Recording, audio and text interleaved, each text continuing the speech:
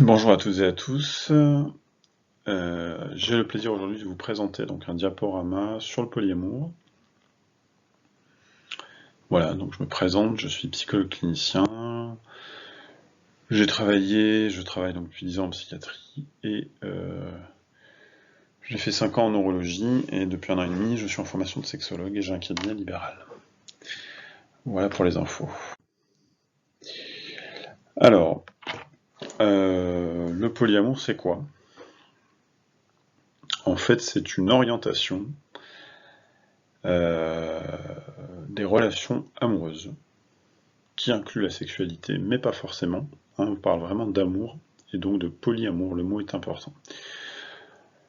Est-ce que ça peut rentrer dans tout ce qui est LGBT+, probablement. Tout ce qui est, on va dire, par rapport à une marginalité sur les moyennes de notre société. Là, il y a une éthique, c'est-à-dire il y a une réflexion morale pour que chacun trouve sa place, son bonheur, son bien-être. Et les relations sont avec plus d'une personne. Voilà. Il doit y avoir un consentement éclairé. Tout le monde est au courant de ce qui se passe, on va dire, ou pas forcément de ce qui se passe, mais de ce qui, du nombre et des personnes amoureuses dans les relations. Souvent, quand on aborde ce sujet, les gens confondent, moi le premier, hein, quand j'ai démarré ces recherches, il y a 1 an et demi également, comme ma formation de sexo, avec l'adultère. Donc l'adultère, c'est une tromperie, on va dire, sexuelle hors mariage, qui est découverte, hein, voilà. On est dans le mensonge, dans la cachotterie. L'échangisme, où là c'est en général dans des clubs où les gens échangent des partenaires sur le plan sexuel, il n'y a pas forcément de relation amoureuse, ni dans l'adultère d'ailleurs. L'amour n'est pas mis au centre de ces phénomènes relationnels. La polygamie, c'est par rapport au mariage et au fait d'avoir en général un homme avec plusieurs femmes ou une femme avec plusieurs hommes. Voilà. Alors que dans le polyamour, il n'y a pas de différence homme-femme. Il peut y avoir autant pour l'homme que pour la femme. Voilà. Ou différencie.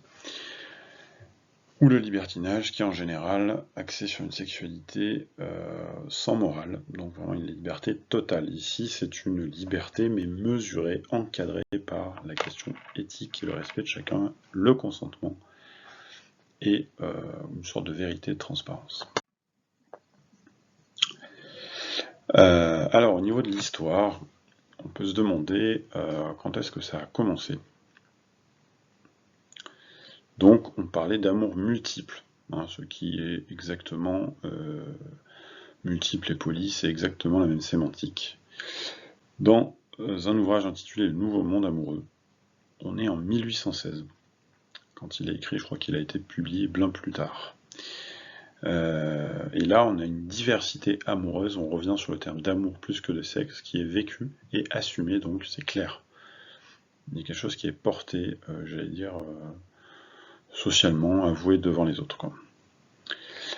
Ça part donc d'une critique radicale par rapport au mariage exclusif, où Charles Fourier y voit une sorte d'asservissement. Alors ça part beaucoup du féminisme, des mouvements féministes d'avant-guerre, après-guerre, sur la question de l'asservissement, voilà, au niveau des femmes.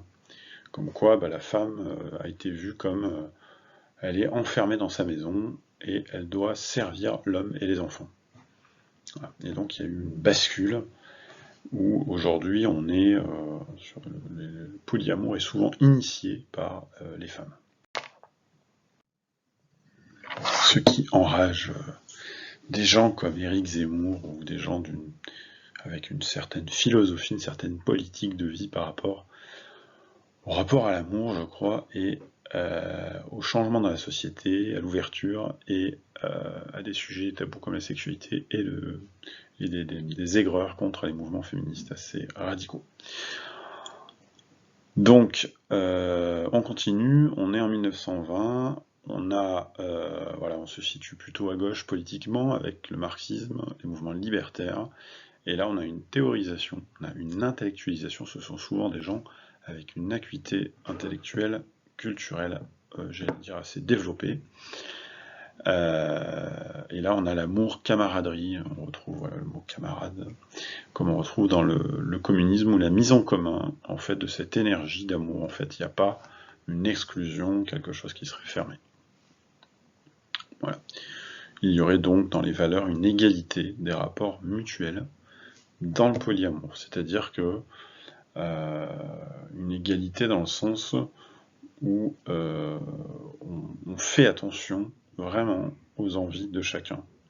Et comme au cours d'une vie ou d'un mariage, d'une union exclusive, on va retrouver à un moment donné de l'histoire des envies amoureuses, sexuelles, même si là c'est focalisé sur l'amour, le sentiment, quelque chose de sensible, et pas uniquement une sexualité bestiale, de veiller à ce que chacun se retrouve là-dedans.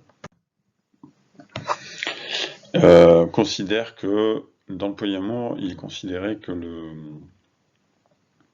la relation exclusive, on dit ma femme, mon mari, mon épouse, quelque chose qui est une possession. Donc c'est une sorte de capital humain qu'auraient les gens qui sont dans des relations exclusives. Voilà.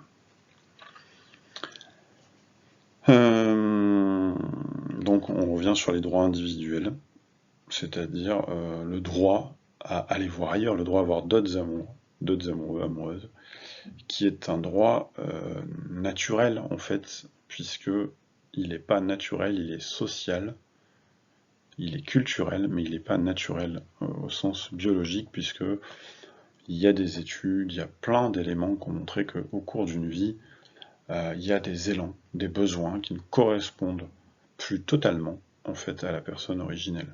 Ce qui peut donner soit lieu à une séparation, soit s'il y a encore une envie de partager certains moments intimes, justement un cumul en fait des personnes. En général, c'est 2, hein, c'est pas 2, 3, c'est pas 50 quoi. Voilà. 2 étant le plus commun.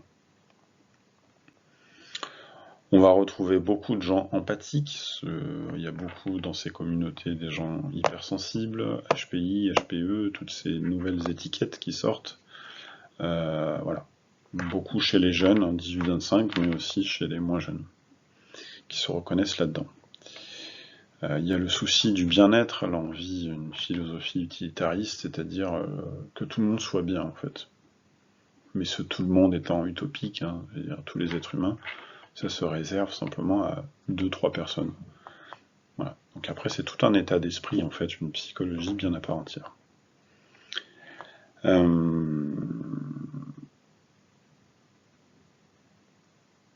On retrouve cette idée à nouveau de captivité amoureuse, l'idée que le mariage serait quelque chose de bourgeois, donc qui viendrait de la possession, qui irait aussi avec possession matérielle et humaine. On a vraiment ce truc qui est un regard sociologique, psychosociologique, intéressant, puisqu'on fait le parallèle entre deux économies, l'économie matérielle, l'économie psychique, ou psycho-affective.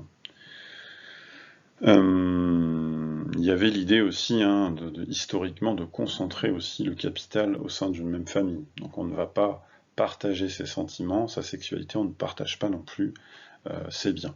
Voilà. Dans la version exclusive. Il y a des corrélations, bien sûr, entre tout ça. On continue, 1929, on a Jean-Paul Sartre et Simone de Beauvoir, pour ceux qui connaissent, où il y a l'ouverture au bout d'un an, avec cette envie donc de polyfidélité, c'est-à-dire qu'on va retrouver la fidélité dans un sens de loyauté, de tenir dans le temps avec la personne, et non pas d'exclusivité. Souvent les gens confondent fidélité avec exclusivité. Tu as une autre amoureuse, donc tu ne m'es pas fidèle. Si, parce que je suis toujours là pour toi. Voilà, donc les mots ont un sens d'ailleurs plus proche de la réalité. On verra dans les diapos d'après que fidèle, étymologiquement, ça vient de confiance. Voilà. Et oui, parce que quand vous lâchez votre mari, votre amoureux, votre amoureuse dans les bras d'un autre ou dans le lit d'une autre, je vous garantis que ça vient travailler la confiance en vous et la confiance en l'autre à un niveau dont on parlera après, qui est beaucoup plus exigeant que la relation habituelle. Euh, voilà. Après, donc ça c'est un exemple de gens connus, où ils ont une relation principale, c'est-à-dire qu'il peut y avoir une relation principale. Moi j'ai lu des témoignages de gens, voilà, de familles avec des enfants, donc le père, la mère étant voilà, la relation principale, mais après il peut y avoir des relations périphériques, qui sont donc plus rares, moins quotidiennes, mais quand même avec du sentiment, de l'amour et de la sexualité. Voilà. Et à ce moment-là, il y a un côté révolutionnaire qui est toujours à l'œuvre, hein, puisque c'est un mouvement en expansion. L'idée, avec des gens qui sont des gens de lettres, des gens, voilà, des intellectuels français, dans une période où ça bouge beaucoup sur ces questions-là, le XXe siècle, réinventer le couple, réinventer la société, réinventer le couple étant sa plus petite unité sa plus petite unité relationnelle, on va dire, à la société. Là, c'est pareil, on a des gens qui assument hein, pleinement. Donc, vous voyez, on a des traces comme ça dans l'histoire française aussi.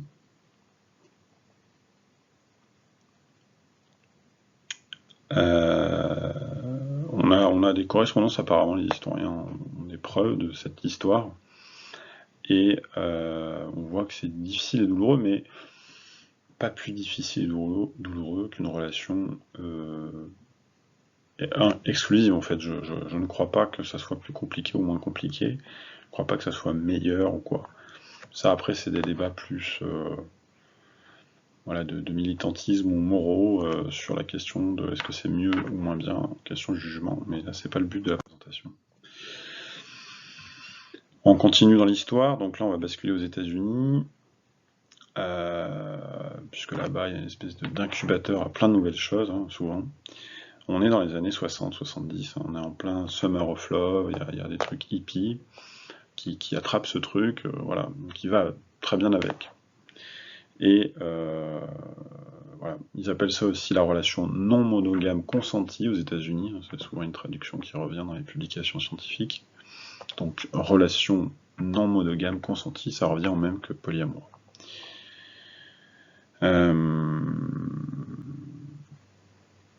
On a donc un ouvrage en terre étrangère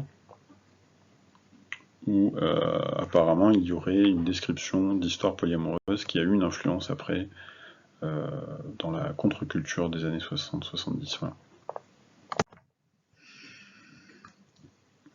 On peut parler de sous-culture ou de communauté, voire de néo-civilisation, dans la mesure où on a des critères, voilà, la littérature, la musique, je sais pas, mais la littérature. Il y a des films et des séries maintenant sur Netflix autour de ça, des groupes qui se reconnaissent comme ça, avec leur langage, leur lexique, on verra après. On a dans les années 90 ce mot, polyamour, qui commence à devenir répandu, connu. Notamment sur Internet, un lieu, là aussi on a un bel incubateur à liberté, à nouveauté, puisque les gens se lâchent davantage sur la toile. On a un forum qui s'appelle Usenet, un des plus gros forums dans les années 80-90, qui s'appelle alt.polyamory, c'est une façon de classer des sujets, en 92, voilà, par une femme d'ailleurs, on va bien. Et ça se développe de partager, il existe en France un forum également, enfin dans le milieu francophone.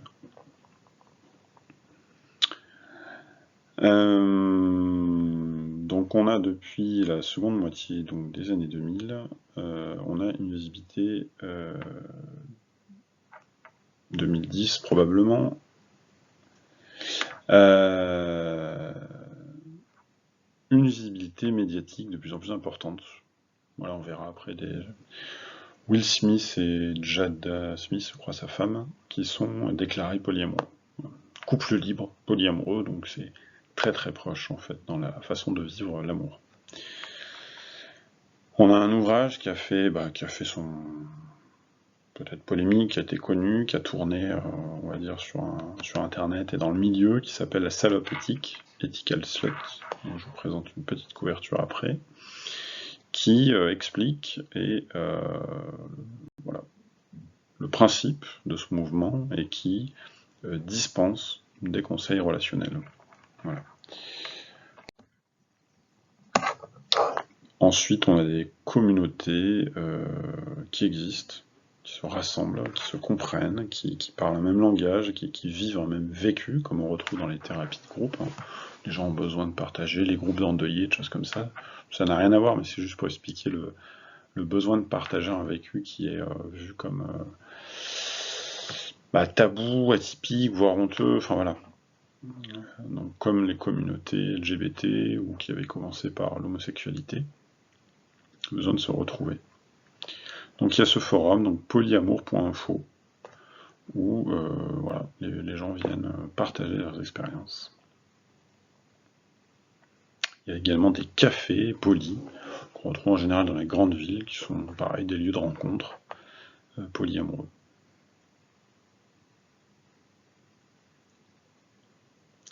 Donc on a une expansion de ce phénomène, hein. Les chiffres ne font qu'augmenter par rapport à ceux qui se reconnaissent là-dedans. Ça reste marginal, évidemment, mais voilà. Et on a ce phénomène de tabou, comme je disais, hein, où les gens cachent encore les choses. Voilà. Alors actuellement, pour parler vraiment de l'instant présent, on est toujours dans cette émergence, cette augmentation du pourcentage de gens qui se reconnaissent comme ça en Occident en tout cas. On va prendre l'Europe et les États-Unis, le Canada.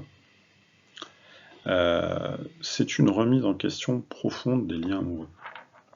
Ça, c'est un truc important parce qu'en fait, il y a vraiment quelque chose qui dérange un petit peu. C'est pas comme dans l'homosexualité où les gens avaient des émotions de rejet, dégoût, colère. Mais il y a quelque chose qui dérange, il y a quelque chose qui fait peur, qui angoisse, qui vient nous chercher dans, j'allais dire, dans notre trip, dans notre cœur, dans nos représentations aussi cognitives, dans le lien à l'autre, dans cette intimité. Voilà. Moi, c'est ce qui me plaît, c'est-à-dire quand il y a des mouvements comme ça qui viennent remettre en question nos représentations, notre vécu, je trouve que c'est intéressant d'aller mettre le nez, d'essayer d'analyser au mieux ce qui se passe. Il y a des comparaisons, hein, des gens qui essaient d'ouvrir en fait l'esprit pour se faire comprendre, de dire, voyez, on peut avoir plusieurs amis sans problème, avec qui il peut y avoir une intimité pas forcément sexuelle, hein. Encore que dans certains milieux, avec le développement de Tinder et la libéralisation, la liberté au niveau des mœurs et l'évolution, on peut parler de sex friend aussi, donc ça c'est des termes qui sont, voilà, c'est pareil, au niveau de la morale, il y a quelque chose qui dérange, c'est-à-dire c'est un ami, c'est quoi, on sait pas trop, on a besoin de mettre dans des cases, mais ces cases explosent en fait, à plein d'endroits. Mais là, voilà, c'est simplement pour dire on peut avoir une intimité, encore une fois, plus psychologique, dans le partage émotionnel, sentimental avec les amis. Pourquoi il n'en serait pas de même au niveau amoureux et sexuel? Pourquoi on doit se limiter? D'où ça vient, en fait? Est-ce qu'il y a vraiment des raisons? Est-ce que c'est gênant pour la société? Est-ce que c'est gênant pour l'économie? Pour ce que pense notre grand-mère? Ou les psychologues? Ou je sais pas, ou le président? Qui ça dérange, en fait? Est-ce que c'est un problème? Voilà. Et ces personnes pensent que l'amour n'a pas de frontières, n'a pas de conditions, en fait. Alors, j'ai oublié d'expliquer le drapeau qu'on a vu juste avant, où il y avait un symbole avec pi, donc on a les couleurs que j'ai pas encore identifiées, pourquoi on utilise ces couleurs sur ce drapeau, la symbolique de ces couleurs. Par contre, le symbole pi, je sais pas si vous l'avez vu, je l'ai raté, je suis désolé. Le symbole pi, vous pouvez revenir en arrière sur la vidéo, c'est parce que en fait, après la virgule, le nombre de chiffres est infini. Donc on est sur la symbolique infinie. Donc vous voyez, il y a un petit jeu de pistes, un petit jeu intellectuel en fait derrière. Mais ça c'est bien révélateur de cet état d'esprit d'une génération peut-être Y, le pourquoi, la remise en question, voire Z, jusqu'à quelque chose qui serait vraiment autre en fait, dans les rapports avec, sur la question amoureuse. Et là on retrouve un autre symbole, un autre drapeau, dont je n'ai toujours pas identifié la raison d'agencement des couleurs, mais on a le cœur avec l'infini qui est plus explicite celui-là. Voilà. Donc Voilà, donc c'est plusieurs partenaires en même temps. C'est pas vous voyez, c'est en parallèle, hein. C'est dans la durée, on est dans des relations constructives, des relations qui durent. Il peut y avoir des enfants au milieu, on n'est vraiment pas sur le coup d'un soir ou quelque chose comme ça. Et l'autre connaît l'existence des autres personnes. Il y en a qui se connaissent même, il y en a qui se sont vus, pas forcément, ça dépend après. Mais il y a vraiment une acceptation, une tolérance de dire, bah voilà, ce n'est pas ma femme, c'est, je sais pas, moi, je veux dire Virginie. Et Virginie, t'es amoureuse de moi, Virginie, t'es amoureuse de toi. Et c'est ok. Voilà. Elle ne nous appartient pas, on ne lui appartient pas non plus, donc on est libre. Libre, mais pas de l'anarchie. Enfin, de l'anarchie. J'aime pas utiliser ce mot, mais c'est pas le bordel, quoi. Il y a une organisation, une pensée. Voilà. On a déjà parlé de la polygamie avec les différences qu'il peut y avoir. Euh, donc là, je vais parler du livre donc La salope éthique, qui est l'autrice qui a travaillé 30 ans sur cette question. Euh, donc je pense que c'est une des plus expérimentées dans le milieu pour connaître cette culture, cette sous-culture. Voilà, avec l'idée que ça augmente. On est vraiment dans un phénomène d'expansion. Et c'est pour ça que je m'y intéresse, c'est parce que je me demande jusqu'où ça va aller cette expansion, de quoi ça parle par rapport à la psychologie actuelle, la société, ce que cherchent les gens dans le bien-être, la liberté, le malaise aussi. Est-ce que c'est une solution à quelque chose?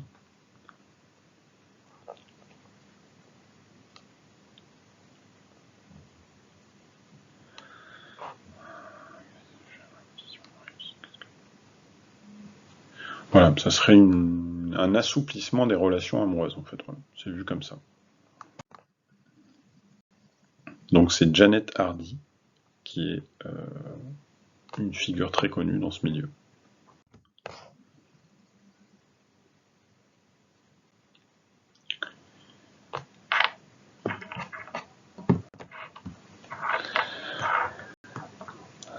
Donc il y a encore pas mal de préjugés autour de ça, avec l'idée, tout de suite le fantasme très archaïque qui remonte dans la conscience, l'idée que ça serait très sexuel, très animal et tout, alors que c'est pas du tout ça.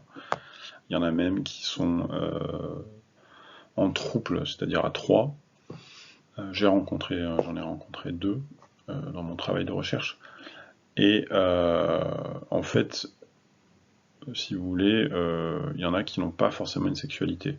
Donc voilà, on est vraiment sur du sentiment, du câlin, de l'affection.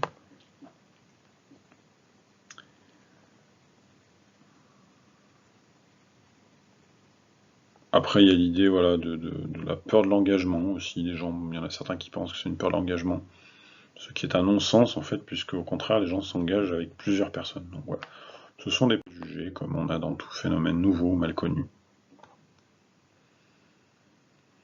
Alors moi, je me suis intéressé, voilà, quel est le regard un peu plus, j'allais dire, abouti dans l'analyse au niveau scientifique, au niveau psychanalyse. Donc pour la psychanalyse, c'était est-ce qu'il y a de l'angoisse d'abandon? Est-ce que ces gens n'ont pas une grande souffrance au niveau de l'angoisse d'abandon? Ils multiplient les partenaires pour se sentir agrippés. Alors oui et non. Est-ce que c'est un nouveau mécanisme de défense? Moi, ça me paraît pas pertinent dans la mesure où on vient travailler ce qu'on appelle la compersion, on verra après, qui est l'inverse de la jalousie. C'est-à-dire que laisser son être avec qui on est amoureux aller voir ailleurs, aller, à mon avis, les angoisses d'abandon, bah, soit elles sont très stimulées et les gens passent au travers, soit elles ne sont pas là, ou elles ne sont pas prégnantes.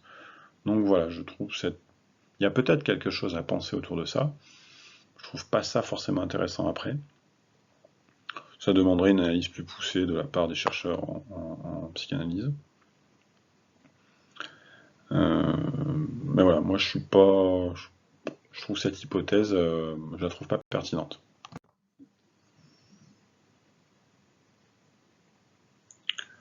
Voilà, de toute façon on a peu d'études, donc après chacun y va de ses propres représentations. On est plus pour l'instant sur un sujet réflexion, d'observation, de données journalistiques, d'auto-analyse, c'est-à-dire que les gens s'analysent, voilà, comme dans une culture nouvelle. Il y a une étude qui est faite, on réfléchit sur qui on est, sur ce qui se passe.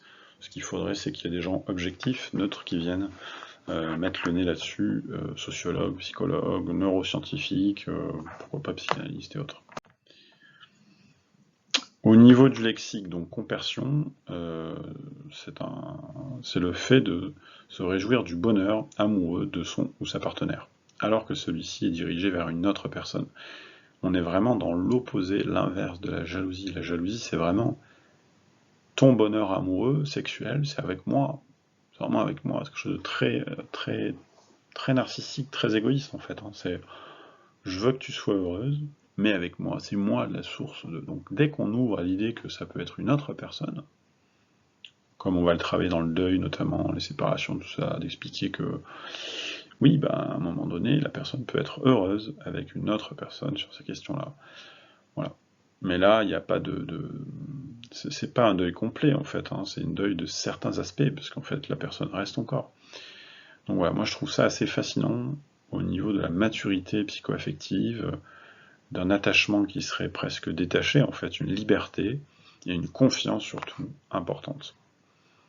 Et une générosité, un altruisme, et une éthique du lien amoureux qui est très très importante.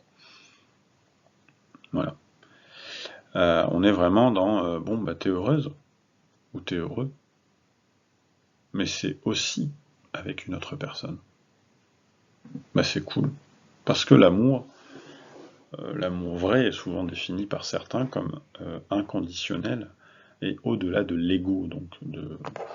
Donc c'est pour ça que ces communautés, je crois, viennent nous apprendre à aimer dans une société qui en fait contient une violence assourdissante.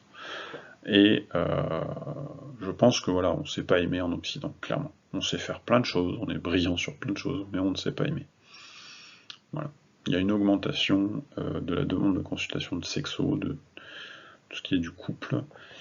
Il y a beaucoup en psychiatrie de problèmes de lien avec les borderline. Il y a quelque chose autour à gratter et à apprendre de ces gens-là. Voilà. Ils pensent que c'est une possession, en fait. Le couple classique. Polycule, en fait, c'est l'ensemble des connexions quand les gens sont reliés entre eux. Vous pouvez dire mon polycule, dedans, il y a mon mari, et puis Sophie, ou si c'est l'homosexualité, enfin il peut y avoir après d'autres types de sexualité à l'intérieur, de fonctionner comme ça. Et ce groupe-là qui est connecté, en fait, j'ai mis un petit schéma après. Donc schéma, c'est la structure de la relation, j'ai mis un schéma justement de ce qu'ils appellent un schéma.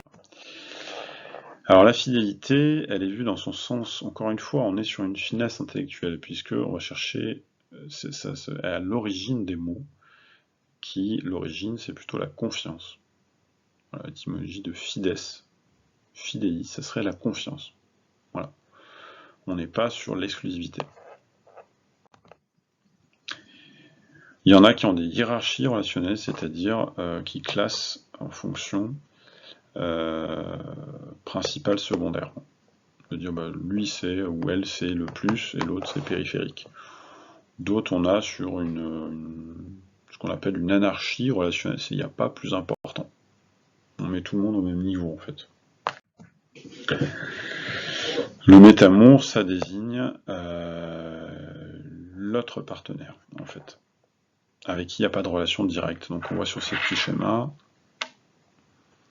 on a, il y en a un, vous voyez, ça fait une forme de N, donc celui qui est vraiment à la base du N, à gauche, le métamour, ça serait, il y en aurait deux, donc à l'opposé ou en diagonale à l'opposé, parce qu'il n'y a pas de relation directe.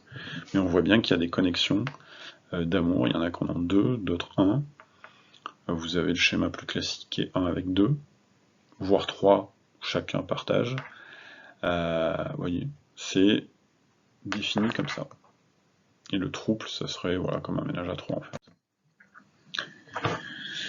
On la change, Jean-Paul Sartre, on l'a dit, Simone de Beauvoir. On a William, bon, on ne connaît pas qui c'est, mais c'est quelqu'un qui était psychologue et qui était le créateur du personnage de Wonder Woman. Il vivait donc en ménage à 3 avec sa femme.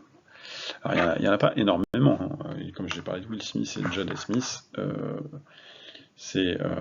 ça reste 4%. Et puis, dans les 4%, il y en a peut-être pas tant que ça qui l'authentifient publiquement. Au niveau du processus psychologique principal, c'est la compersion. C'est vraiment ce qui m'intéresse moi le plus, c'est de comprendre comment et qu'est-ce qui se passe au niveau psycho-affectif pour arriver à finalement, c'est plus que dépasser la jalousie, hein. C'est vraiment aller à l'opposé. Vous voyez, on n'est pas la jalousie, ça serait moins 100 en termes d'émotion, c'est désagréable. 0, ça serait neutre. Là, on est à plus 100, vous voyez ce que je veux dire? On est vraiment dans quelque chose d'autre. On parle de plus en plus de nouveaux sentiments. On voit que ces recherches sur Google, tout ça, ça augmente. Et on parle de relations non monogames consenties. Excusez mon anglais, c'est consensual, je crois, non-monogame relationship. Donc voilà, c'est pareil que le polyamour, c'est la même chose en fait. Voilà, donc 4% sur une étude 2012. À mon avis, ça a encore augmenté 10 ans plus tard. La qualité de vie, donc moi ce qui m'intéresse aussi en tant que psychologue, c'est le bien-être. Qu'est-ce qui se passe au niveau de leur bien-être? Et on a des sorties dans l'analyse de textes qui sont faites sur Internet ou dans les discussions, dans les articles, de joie, bonheur, amour, fierté, découverte. C'est plutôt des mots positifs en fait. On a, voilà, il y a un groupe Facebook sur lequel j'analyse régulièrement les messages. Il y a beaucoup d'angoisse, de gens qui sont angoissés, qui ont besoin de partager. On voit qu'il y a des émotions qui donneraient peut-être raison aux psychanalystes sur l'idée de l'angoisse d'abandon. Donc, à réfléchir, à explorer, sans être trop sûr et poser des hypothèses. Voilà, mais en tout cas, s'il y a peut-être des angoisses d'abandon, si elles sont si importantes, si fondatrices de ce qu'on est, et dans nos liens qu'elles s'activent, elles n'empêchent en rien, en tout cas dans ce phénomène, des choses très positives. On va faire un petit tour loin en arrière, avec la préhistoire, donc on aurait à l'origine, donc là on remonte au paléolithique, hein, donc les données sont très floues, mais quand même, ça viendrait des sociétés matriarcales, donc c'est pas étonnant que ça se bouge avec le féminisme ou le néo-féminisme, puisqu'il y a très très longtemps, les anthropologues, les historiens ont montré que voilà, il y aurait ce phénomène-là. On aurait donc dans le matriarcat le pouvoir de l'amour. En fait, l'amour serait beaucoup plus présent, parlé, vécu, que l'amour du pouvoir, ou quelque chose de puissant, qui serait plus le patriarcat. Alors est-ce que dans nos sociétés qui est quand même en crise, on a une civilisation, une société qui va pas bien, est-ce que ce phénomène vient panser les plaies, vient apporter de la douceur? Je sais pas. Un peu peut-être de naïveté aussi, de Bisounours-land, dans une société qui représente pas mal, enfin qui vit pas mal de souffrances psychiques. Donc paléolithique, il y avait une religion, qui serait tournée autour d'une religion qui était une religion matriarcale avec une déesse plutôt qu'un dieu. Et serait développée ici, donc les premières étapes, donc proto-religion, ça on n'est pas vraiment encore dans un truc qu'on peut appeler une religion, selon les historiens, mais un début, hein. Et religion c'est relier, donc c'est relier, on est dans cette idée du lien, et donc de l'amour, hein. Qu'est-ce qui fait le lien? C'est bien ce sentiment. Voilà, un cours de développement à ce moment-là, et les chasseurs-cueilleurs donc de cette époque pratiquaient dans cette culture-là. Je ne dis pas que c'est tous les chasseurs-cueilleurs du monde, c'est vraiment dans cette... j'ai pas mis le nom d'ailleurs, j'aurais pu le mettre, mais c'est voilà, on va dire c'est spécifié d'un certain lieu, d'une certaine communauté de gens où il y a le polyamour.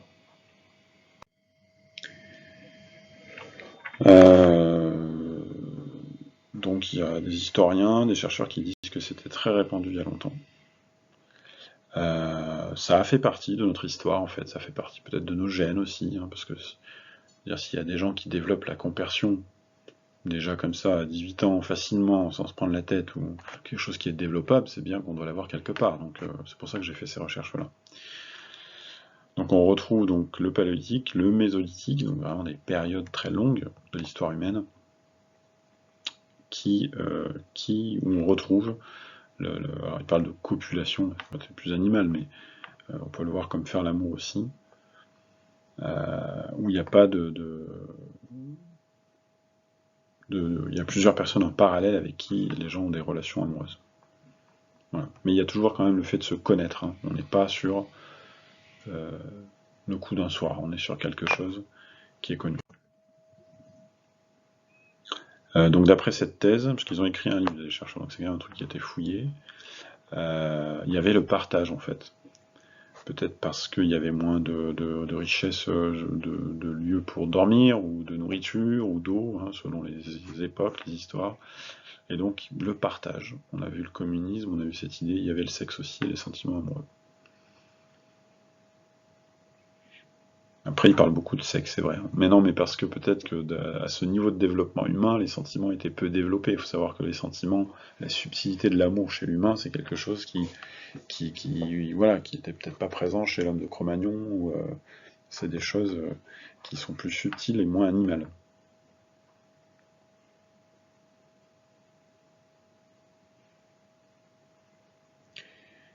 Euh, donc il y aurait pas, la monogamie serait pas naturelle, en fait. Voilà. Mais après, c'est un positionnement, hein. Il peut y avoir des débats, comme dans toutes les sciences ou les observations. Il y a l'idée qu'il y a voilà, un refoulement, comme disait Freud. On retient nos pulsions amoureuses, sexuelles, pour en faire quelque chose d'autre. Une civilisation qui se retient de ça, mais ça serait pas naturel, ça n'aurait pas toujours existé. Et là, il y a quelque chose qui se rouvre à nouveau. Pour éviter peut-être trop de névrose, je sais pas, est-ce que les gens vont sortir de cet état psychique qui était vu comme une norme.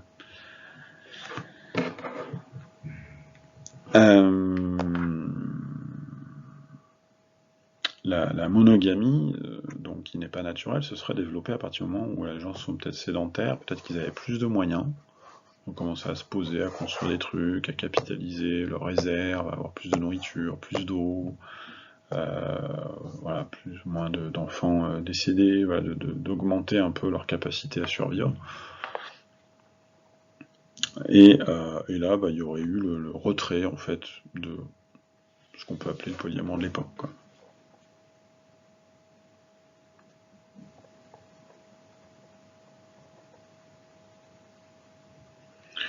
Et les enfants, comme oui, si vous avez plusieurs relations en parallèle, qui va s'occuper des enfants? Et en fait, à l'époque, c'était plus tout le groupe social du coin qui s'occupait des enfants. Et c'était pas enfermé comme on connaît. Non.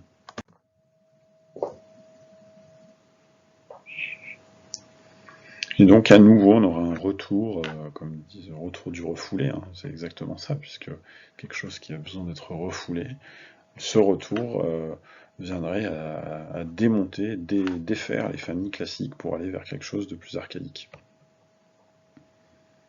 Voilà. On a des familles recomposées, oui, il faut reconnaître statistiquement, on a vraiment passé à autre chose ces 20-30 dernières années. Un petit peu de psychanalyse lacanienne, pas trop compliqué, avec des psychiatres qui évoquent un retour au processus archaïque dans leur thèse, sur l'homme nouveau, en fait, le néo-sujet, où c'est compatible avec leur thèse, hein, qui n'a rien à voir, hein. Ils étudient pas le polyamour, ils étudient globalement la psyché humaine, et ce qui se passe depuis les années 2000, selon eux, où on a un retour de quelque chose d'ancien, d'archaïque, qui reviendrait, qui referait surface, et qui expliquerait pourquoi la société se disloque, et voire on parle de beaucoup d'effondrement de civilisation, parce que la base, comme je l'ai dit tout à l'heure, son unité la plus petite, le couple, a énormément changé et bousculé. Au niveau symbolique, c'est intéressant de voir que le matriarcat, donc, pourquoi ça continue d'étayer cette thèse du rapport avec le polyamour? En fait, l'amour féminin, donc ça, sur le plan symbolique psychosomatique, psychocorporel, on dit qu'il est circlusien, parce que le vagin, hein, qui va être l'organe, on va dire, l'organe du corps, le sexué dans le rapport amoureux, est quelque chose qui est une forme ronde, qui entoure, qui enveloppe. Voilà, une sorte de cercle, où on a tous les points au même niveau, vous le savez, hein, le cercle est ça, et cette symbolique, ça serait la question du partage, en quelque sorte, mon mari n'est pas plus important que mon second, et il y a cette idée de mise à plat un peu, qu'on retrouve avec un vieux rêve de l'humain sur la démocratie, notamment en France, que tout le monde se mette au même niveau. Voilà. Ça peut être une évolution favorable, ça, après, je sais pas, encore une fois, c'est pas trop l'objet. Ou le patriarcat, comme on dit tout à l'heure, quelque chose de plus phallique, de plus centré sur le pouvoir, la possession et l'égocentrisme. Donc on a deux choses qui s'opposeraient, et ça irait avec la montée en puissance des femmes dans la société occidentale. Voilà, on a plus de compétition dans l'amour masculin, dans l'amour féminin, on a plus de coopération. L'amour est une affaire, certains disent l'amour est une affaire de femmes, par exemple. Et si c'est le patriarcat qui est dans cette démonstration de force, de capitalisation de ma femme ou mon mari, quelque chose de très égocentré, de très, de pas ouvert finalement sur l'autre, ça serait plus compatible avec le mono-amour ou l'exclusivité amoureuse.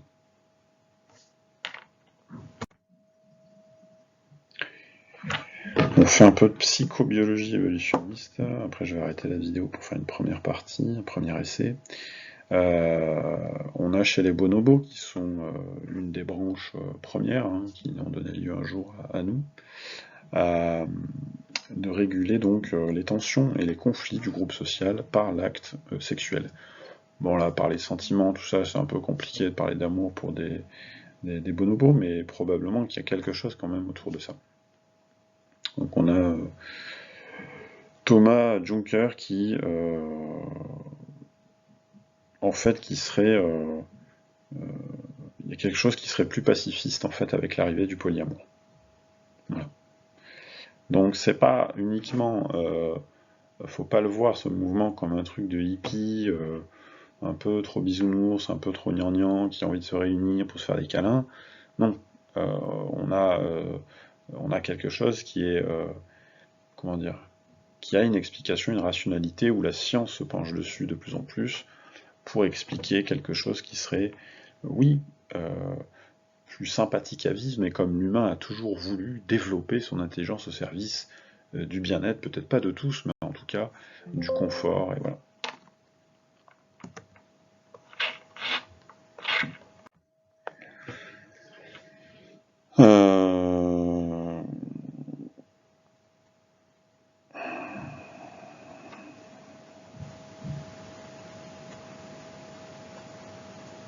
Voilà, donc lui, il fait partie, il est un peu dans le même état d'esprit que moi, c'est-à-dire que la science devrait vraiment étudier ça.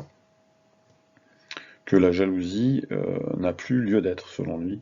Aujourd'hui, elle répondrait à un passé, à quelque chose qui serait une sorte de processus psycho-relationnel, finalement, à dépasser. On a donc, je fais une petite recherche sur le transculturel, pour aller voir au-delà de notre culture. On a chez les Mozo, donc c'est une civilisation en Chine, où on a une grande liberté amoureuse et sexuelle. Et il y a vraiment la liberté, voilà, où les gens... Il y aurait une ethnie comme ça, en Amérique du Sud aussi, mais j'ai pas trouvé de document. C'est quelqu'un qui a des origines d'ailleurs amérindiennes qui m'en avait parlé, qui ressemble aux Mozo en fait. Voilà. Où on a du matriarcat, et